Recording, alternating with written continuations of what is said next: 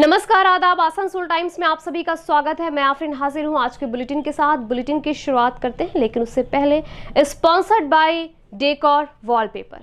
आपके मकान को बनाए आपके सपनों का आशियाना, डेकोर वॉलपेपर।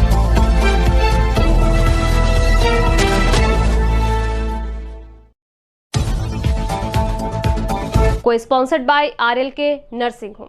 जनता को इन मुश्किल हालातों में राहत पहुंचाने के मकसद से RLK नर्सिंग होम में इलाज के खर्च में भारी कटौती करने का फैसला लिया गया है। Global wallpaper.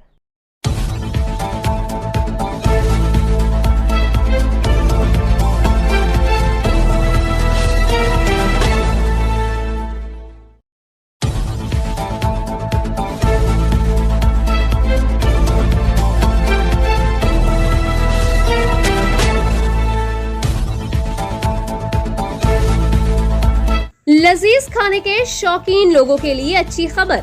आसनसोल के SB गुराई रोड स्थित सुकांतो मैदान के सामने खुल गया है the Zaika fast food restaurant. जी हाँ दोस्तों, the Zaika fast food restaurant. यहाँ roll, soup, momo, Indian dishes, tandoori veg, mushroom, biryani, रोटी, चाउमीन, हक्का नूडल्स सभी उपलब्ध है। 3 किलोमीटर के दायरे में होम डिलीवरी की भी सुविधा उपलब्ध है। तो फिर देर किस बात की, आज ही चले आइए the Zaika fast food restaurant.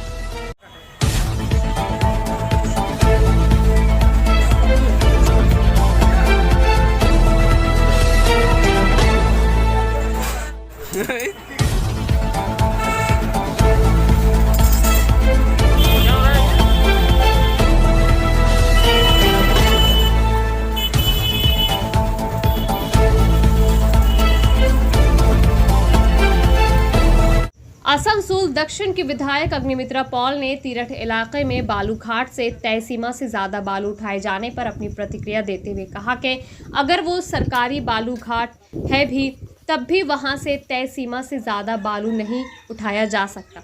उन्होंने कहा कि उस बालू घाट से इतनी ही ज़्यादा संख्या में गाड़ियां निकल रही है कि वहां ट्रैफिक जाम लग रहा है, जिससे मरीजों को ले जा रहे वाहन तक जाम में फंस जा रहा है और लोगों की जान खतरे में आ जा रही है। उन्होंने कहा कि अगर इस बालू घाट से गाड़ियों का आवागमन करना ही है तो रात में किया जाए। बेশি মাল চলাচল যাবে না। আমরা এই দাবি নিয়ে 5 জুলাই থেকে আমরা জানাচ্ছি, কর্তৃপক্ষকে জানাচ্ছি। তারপরে আমরা 6 তারিখে 6 জুলাই আমরা নিম চাইছি জানালাম। নিম চাইছি সারুলিদেব নিম চাইছি বললো যে ডিএমকে জানান, ডিএম থেকে এটা অনুমোদন হয়েছে। তা আমরা বিধায়ক তাপস ব্যানার্জির মাধ্যমে এডিডির মাধ্যমে গেলাম, এই ডিএমের কাছে কপি দিলাম এবং তাপস ব্যানার্জি চিঠি করেছে ডিএমকে এবং আমরা সেই কপি আবার আমাদেরকে বললো সিএমের কাছে দেওয়ার জন্য তাপস ব্যানার্জি। তো আমরা সিএমকে আবার সিএম এবং আমাদের মাননীয় সেই অভিষেক বন্দ্যোপাধ্যায়কে আমরা মেল করেছি পরশু দিন, যাতে এই খবরটা আমাদের নবান্ন পর্যন্ত আমাদের মাননীয় মুখ্যমন্ত্রী সবারই নেত্রী তার কাছে পৌঁছায় এবং তার কাছে খবর পাঠানো হয়েছে। এবং তারপরেও যখন খবর পেতে দেরি পৌঁছতে দেরি হয়েছে হয়তো খবর, মহিলারা কিন্তু যখন তাদের ধৈর্যের সীমা পেরিয়ে গেছে, মানে এত গাড়ি দেখে, এত গাড়ি, রাস্তা যানবাহন জ্যাম, রাস্তা জাম, স্কুলের ছাত্রছাত্রী যেতে পারছে না। আমাদের যে সেতু, দুর্বল সেতু, সেই সেতুটাও একদম অবস্থা খুব খারাপ, যেটা দীর্ঘদিন ধরে আমাদের অকেজো হয়ে আছে। সেই রাস্তার উপর যদি 14 চাকা, 15 চাকা, 16 চাকা গাড়ি চলে, তাহলে আমাদের এই যে 30-40 হাজার মানুষ এই রাস্তা দিয়ে যাতায়াত করে, তাহলে আমরা যাবো কোথায়?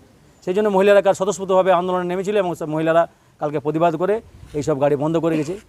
এবং কি জিনিস যায় আর এদের কি চালান, এটা চালান কি থাকে না সেটা তো বিএলআর দেখবে, সেটা আমাদের দেখার বিষয় নেই। কিন্তু আমাদের বিষয় হচ্ছে যে ভারী যানবাহন আমাদের এই রাস্তার উপর চলতে দেওয়া যেমন 10 টনের বেশি। আর আমাদের পিএইচির যে পাম্প হাউস আছে আমাদের তিরাট এবং ডামালিয়াতে, সেখানে টিউবওয়েল আছে প্রায় 10-15টা করে, প্রায় রতিবাটি পর্যন্ত জল যায়। এখানে 50,000 মানুষ, 50 থেকে 60,000 মানুষ এই জল পান করে। এখন হাড়াভাঙার জল খারাপ উঠছে, যেহেতু বালি সরে গেছে, হাড়াভাঙা কাদা জল উঠছে, তাই তো। এবং আমাদের তিরাটের জল অবস্থা খারাপ, সেখানে পিএইচি ওই টিউবওয়েল গেলা পাম্পের থেকে যদি বালি সরে যায় তাহলে অটোমেটিক জলস্তর কমে যাবে, জলটা খারাপ আসবে।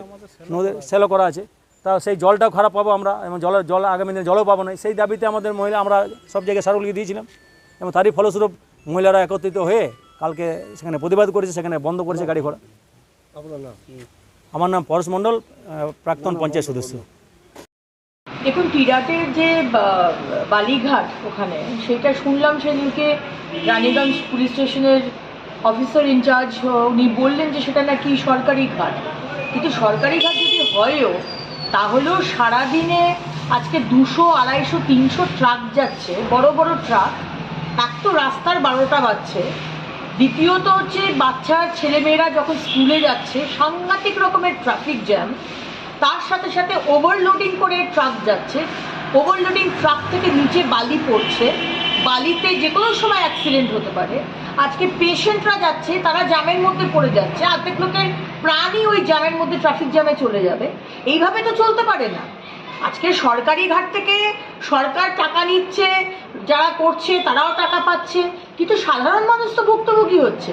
এই ব্যাপারটা নিয়ে আমি আসানসোলের প্রশাসনকে বলবো এই ব্যাপারটি দেখার জন্য, কারণ এটা কিন্তু সাধারণ মানুষের অত্যন্ত অসুবিধা হচ্ছে। আজকে ড্রেজিং করে দামোদর নদীকে খোঁড়া হচ্ছে, কত পারমিশন আছে আর কত ফাইনালি খোঁড়া হচ্ছে সেটা আমরা জানতে পারছি না, কিন্তু তা সত্ত্বেও যেটা বলা হচ্ছে যে ফ্লাডিং হবে না ভবিষ্যতের জন্য আজকে ড্রেজিং করা হচ্ছে, কিন্তু সাধারণ মানুষ তো এত ভুক্তভোগী হচ্ছে এই প্রসেসটার মধ্যে। এইভাবে চলতে পারে না। আর যদি হয়ও সেটা রাত্রিবেলার দিকে করা হোক, রাত্রিবেলায় 1টা থেকে রাত্রির 1টা থেকে ভোর 4টে কি 5টা অবধি ট্রাক চলুক, তাতেই নেই। রাস্তায় একটা পার্টিকুলার ওয়েট নিয়ে যেতে পারবে ট্রাক, তার বেশি ওজন নিয়ে যেতে পারবে না। ওভারলোডিং বন্ধ করা উচিত। আর সেখানে তৃণমূলের কর্মীরা গিয়ে তোলা আদায় করছে, এইসব তো চলতে পারে না। আমরা কিন্তু আন্দোলনে নামবো, এইগুলো যদি প্রশাসন না দেখেন আমরা কিন্তু আগামী দিনে আন্দোলনে নামবো, এটা ভেবে দেখবেন। সাধারণ মানুষের জন্য এটা আপনাদের কাছে আমার রিকোয়েস্ট থাকবে। रेलवे की तरफ से आज कुल्टी इलाके में अवैध अतिक्रमण को तोड़े जाने का अभियान चलाया गया। इस पर आसनसोल नगर निगम के पूर्व उप मेयर तबस्सुम आरा ने कहा कि इस तरह से अचानक किसी गरीब आदमी की दुकान तोड़े जाने का कोई मतलब नहीं होता। उन्होंने कहा कि इस संदर्भ में उन्होंने डीआरएम से फ़ोन पर बात की और उनसे बात कर घंटे का समय मांगा था कि जिनके दुकानें तोड़ी जा रही है उनको थोड़ी सी मोहलत दी जाए। उन्होंने कहा कि ये गरीब आदमी है, किसी तरह अपनी रोजी रोटी चलाते हैं। अगर रेलवे द्वारा अचानक इस तरह से इनके दुकानों को तोड़ा जाए तो ये लोग कहाँ जाएंगे। उन्होंने कहा कि आज अच्छे लोगों को नोटिस दिया गया था, जिनकी दुकानों को तोड़ने के लिए रेलवे द्वारा अभियान चलाया गया है। ये लोग आए हुए तोड़ने के लिए, समझे ना। हम लोग से उनसे रिक्वेस्ट यही है, वो लोग बोलते हैं कि रोड का उस पार तक मेरी संपत्ति है, हम लोग देने के लिए भी तैयार हैं, मगर हम लोग इतना चाहते हैं कि गरीब आदमी को कम से कम कुछ रियायत मिले, कि वो कहीं शिफ्ट कर जाए। बहुत से आदमी कमाते खाते हैं उनके जरिए, उन्हीं के ज़मीन पे कमाते खाते हैं, कम से कम उनका रोजी रोटी देखते हुए काम करें तो अच्छी बात है। तो अभी का इन लोगों का आज इन लोगों का 6 वो दुकान तोड़ने का प्रोसेस है। ये लोग बोलते हैं 4 नंबर नोटिस आपको दिया, 5 नंबर नोटिस दिया, 5 नंबर नोटिस है, क्लियर कट है कि तोड़ने का मर्जी। आज गरीब आदमी पढ़े लिखे इंसान नहीं है, उसको मालूम नहीं है, उस वजह पर वो कागज़ को रिसीव कर लिया, बाद में मालूम चल रहा कि भाई तोड़ना है। बस यही इसी मुद्दे पर आए। आपका नाम बताइए। मोहम्मद दिलावर खान। ये कौन सा जगह है? ये नेयर स्टेट में पतियाना मल्ला के उल्टी और हम जो है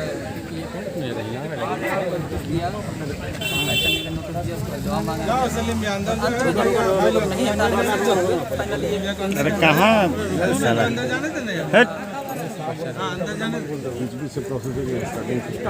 स्टार्टिंग से through out the section, this is through out the section, but बल्कि काम होने के चलते हम एक लाइन से धीरे धीरे हर सेक्शन में हमने कहीं सेक्शन 4, कहीं सेक्शन 5, जिसका टाइम पीरियड होता जा रहा है हम लोग ड्राइव चलाते जा रहे हैं।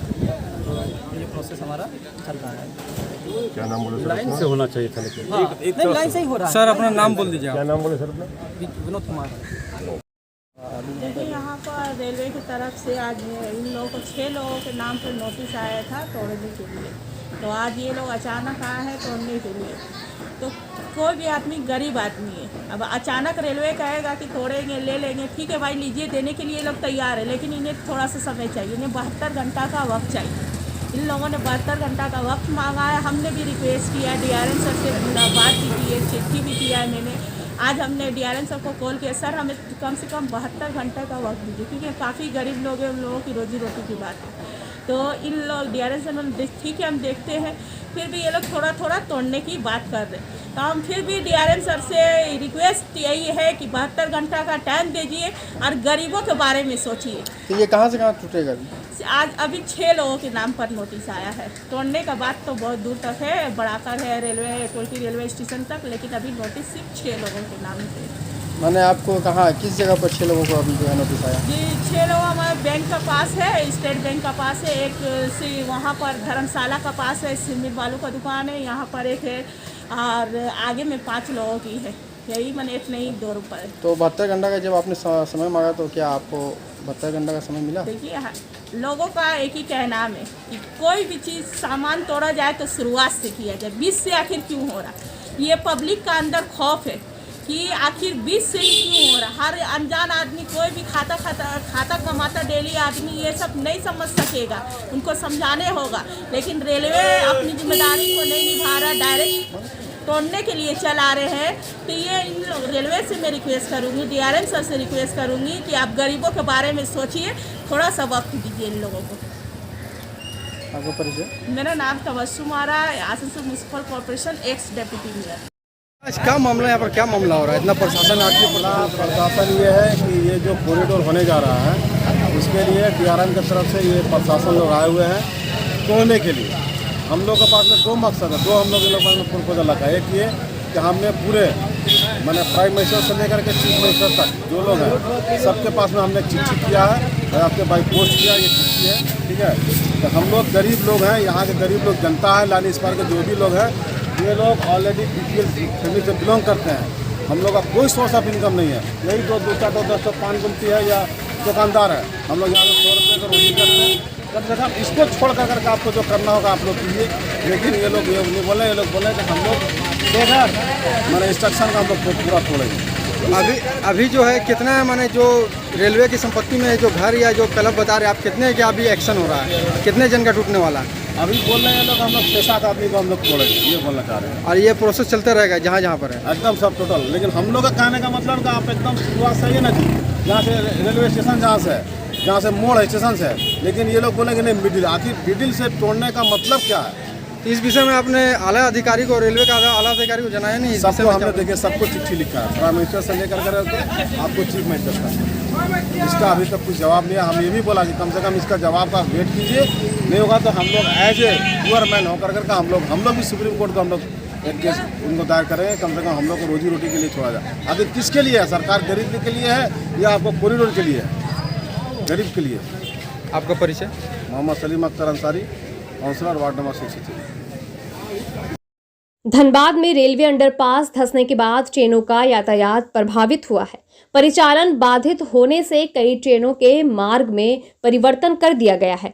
रेलों के मार्ग में परिवर्तन से यात्री काफी परेशान हैं। प्रधान खंडा स्टेशन से सटे छाताकुल्ली में अंडरपास निर्माण के दौरान हुए हादसे के बाद इस रेल खंड पर आवाजाही ठप हो गई है। परिचालन बाधित होने का असर धनबाद रेलवे स्टेशन पर भी पड़ा है। दुर्घटना की खबर के बाद स्टेशन पर यात्री काफी परेशान नजर आए। स्टेशन के इंक्वायरी काउंटर पर यात्रियों का हुजूम उमड़ पड़ा। ट्रेनों की जानकारी के लिए यात्रियों में आपाधापी मची रही। रेलवे के द्वारा इस रेल खंड पर चलने वाली कई ट्रेनों को स्थगित कर दिया गया है। इसके साथ ही लंबी दूरी वाली ट्रेनों जो इस रेलखंड से गुजरने वाली थी, विभिन्न स्टेशनों से डाइवर्ट कर दूसरे रूट की ओर चलाया जा रहा है। इस कारण यात्री काफी परेशान है। बॉडी नहीं निकलेगा, नहीं निकलेगा जब तक क्लियर नहीं होगा, बॉडी नहीं निकलेगा। लिखित दीजिए एकदम यहाँ पर एकदम हो गया तो लिखित देने में क्या? नहीं कोई दिक्कत नहीं। ये तो 10 मिनट भैया सुनिए ना। घटना घटी है फिलहाल, अभी हादसा भी हुआ। और रात को करीब 9 बजे के आसपास ये सूचना मिली कि रखीतपुर और प्रधान खंडा स्टेशन के बीच में LHS होता है, उसके बॉक्स पुशिंग का काम चल रहा था। तो उसी में एक दुर्भाग्यजनक घटना हुई है कि कुछ मिट्टी के स्लाइड होने से जो मजदूर काम कर रहे थे, 4 मजदूर उसमें दब जाने की सूचना भी प्राथमिक रूप से मिल पाई है।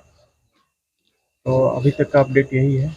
हादसे की वजह सर क्या है, क्या हादसा है? ये तो जांच कमेटी जांच करेगी, क्योंकि यहाँ पे अभी तक जो प्राइमरी जांच पड़ताल है उसके तरफ अभी तक शुरू नहीं किया गया है। अभी तो देख रहे हैं कि लाइन दोनों जाम है, तो हमारी पहली प्राथमिकता यही होगी कि जल्दी से जल्दी जो लोग हैं उनकी जो मांगे हैं उसमें कुछ व्यवहारिक रूप से उसको एक निश्चित मूर्त रूप देके और रेलवे लाइन को शुरू करवाया जाए, हमारी पहली प्राथमिकता ये है। क्या मांगे जो हैं वो ग्रामीणों की है जो आक्रोशित नजर आ रहे हैं ग्रामीण? देखिए, यहाँ पे आप लोग भी सभी थे, यहाँ पे कोई एक नेतृत्व करने वाला व्यक्ति नहीं दिख रहा था। ग्रामीण लोग थे, एक बार बात बन भी गई थी, लेकिन फिर कुछ लोग और आ गए और उन्होंने कुछ और एडिशनल मांगे रखी, तो इस कारण से थोड़ी समस्या हो रही है। एक निश्चित नहीं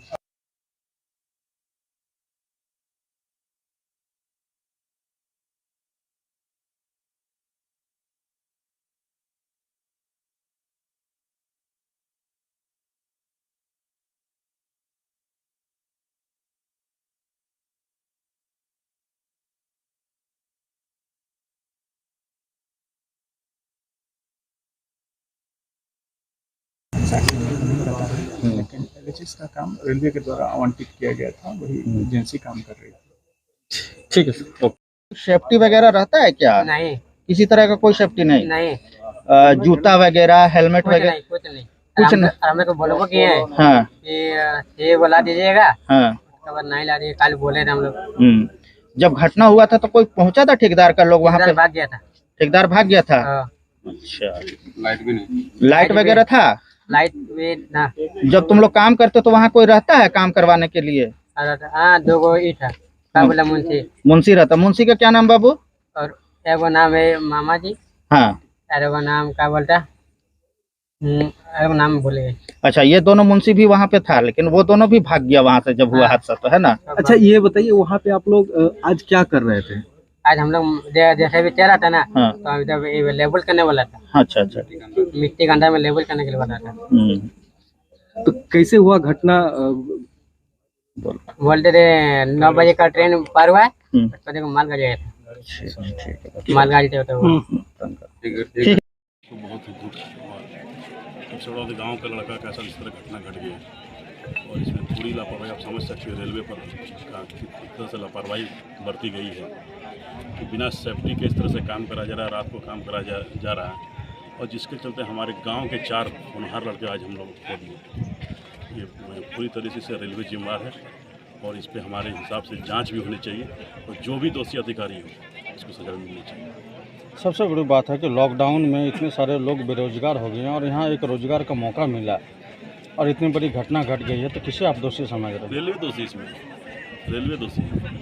कोई बिना सेफ्टी के इस तरह से काम कराने से क्या होगा? अग्रतर पर आपकी ओर से क्या कुछ होगी? नहीं, हम लोग इसमें जांच की मांग करेंगे। हम लोग पीएमओ तक कोई चिट्ठी लिखेंगे, इसमें जांच होनी चाहिए। इसमें मुआवजा और दाह संस्कार की भी बात सामने? मुआवजा तो मतलब तय करेंगे मृतक के परिवार और रेलवे के थे। हमारा कहना है कि जो किसी को मुआवजा मिलने से उसका ज़िंदगी वापस नहीं आएगी, क्षतिपूर्ति नहीं हो सकती, ज़िंदगी वापस नहीं आने वाली है। इसलिए इसकी जांच होनी चाहिए, जो भी दोषी है उसको सजा होनी चाहिए। पास जो बन रहा था, तो इसमें कैसे क्या घटना हुई है? घटना हुई कि रात आज काम हो रहा था शाम को, तो होने के बाद उनका 8:30 बजे के समय जो है बच्चा सब काम कर रहा था और गार्ड भी नहीं था कि ऊपर में देखभाल करके क्या हुआ। तो उसमें क्या हो कि जैसे माल गुड्स ट्रेन गई ना, गुड्स ट्रेन के जाने के बाद वाइब्रेशन जब हुआ तो मिट्टी तो नमी मिट्टी है, बालू मिट्टी है और ऊपर में कोई गार्ड नहीं था दिखने के लिए। लड़का बच्चा सब नीचे काम के JCB से काम किया, उसके बाद लड़का नीचे काम कर रहा था गड्ढा। तो जो घटना हुई, एक बैग मिट्टी पूरा ऊपर से मिट्टी गिर गया, जिसके कारण टोटल 4-5 आदमी थे। 5 आदमी में 4 आदमी मिट्टी में दब गए और एक लड़का बाहर में था, उसको किसी तरह वो उठा के खींच लिया उसको, तो बच गए। उसका उतना कि पैर में थोड़ा सा चोट आई है। तो ये 4 लोग अभी भी मट्टी में मलबे में दबे हुए हैं? मलबे में दबे हुए हैं। तो रेलवे की ओर से क्या कुछ यहाँ पे रेस्क्यू के लिए कुछ किया गया?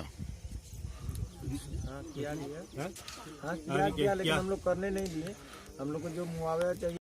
गुरु पूर्णिमा दिवस के अवसर पर आज सालानपुर प्रखंड के प्रांतपल्ली स्वामी सत्यानंद मंदिर एवं आश्रम में हरिनाम संकीर्तन, चंडीपाठ, पूजा अर्चना एवं अन्य भोग का आयोजन किया गया। आश्रम में बाराबनी विधायक एवं मेयर विधान उपाध्याय के साथ उत्तरमपुर जीतपुर ग्राम पंचायत प्रमुख तापस चौधरी, सालानपुर प्रखंड तृणमूल कांग्रेस के महासचिव भोला सिंह भी मौजूद। গুরু পূর্ণিমা এটা বাৎসরিক উৎসব, বছরে দুটো হয়তো, এটা গুরু পূর্ণিমা। এমনি কীর্তন চণ্ডীপাঠ করবেন আমাকে শ্রীজিৎ, এই যে ইনি চণ্ডীপাঠ করবে, হ্যাঁ। আর কীর্তন হচ্ছে, খাওয়া দাওয়া আমাদের সন্ধ্যা পর্যন্ত চলবে, হ্যাঁ। আজকে কি কোনো বিশেষ কিছু? আজকের গুরু পূর্ণিমা উপলক্ষেই আশ্রমের বাৎসরিক অনুষ্ঠান, মানে এই দিনটাতে গুরু পূর্ণিমাতে আমি মানে আশ্রম সৃষ্টি করেছিলাম। কে এসেছিলেন উপস্থিত? এটা গুরু পূর্ণিমা, এটা মুরাড্ডি আমি 16 বছর ছিলাম ওখানে। বাইরে থেকে এসেছিলেন? বাইরে থেকে বিধান, আমাদের এমএলএ, তারপরে তাপস, ভোলা সিং, আরমান। কি কি আয়োজন আছে আজকের দিনে? আজকের আয়োজন বলতে ওইখানে পুজো যজ্ঞী, এরপরে কীর্তন, আর এইদিকে সেবার ব্যবস্থাটা আছে, মানে 12টা থেকে অন্নভোগের ব্যবস্থা। হ্যাঁ, অন্নভোগের ব্যবস্থা একদম পুরো, যত লোক আমার আসবে একদম সন্ধ্যা পর্যন্ত আমার সেবা করা হলো। এটা মনে হয় 32। আপনার নাম? स्वामी सत्यानंद ब्रह्मचारी, पंतपुली आश्रम। बुधवार को श्रीपुर एरिया में कार्यरत ईसीएल के कुछ निजी सुरक्षा कर्मियों ने पश्चिम बर्धमान जिला INTTUC अध्यक्ष अभिजीत खटक और MIC गुरुदास चैटर्जी को उत्तरीय उड़ाकर और फूलों का गुलदस्ता देकर सम्मानित किया गया। इस मौके पर तृणमूल कांग्रेस वार्ड प्रेसिडेंट तन्मय घोषाल ने कहा कि ईसीएल के श्रीपुर एरिया में वो लोग निजी सुरक्षा कर्मी के तौर पर काम करते थे, लेकिन पिछले 1.5 महीने से ईसीएल द्वारा उनमें से 35 सुरक्षा कर्मियों को काम से निकाल दिया गया था, जिससे इनके सामने गंभीर आर्थिक संकट खड़ा हो गया था। उन्होंने अभिजीत खटक और गुरुदास चैटर्जी से अपनी समस्याओं को लेकर गुहार लगाई थी। तन्मय घोषाल ने बताया कि अभिजीत खटक और गुरुदास चैटर्जी के प्रयासों से इन सभी 35 सुरक्षा कर्मियों को उनकी नौकरी वापस मिली। यही वजह है कि आज खुशी में उन्होंने अभिजीत खटक और गुरुदास चैटर्जी को सम्मानित किया।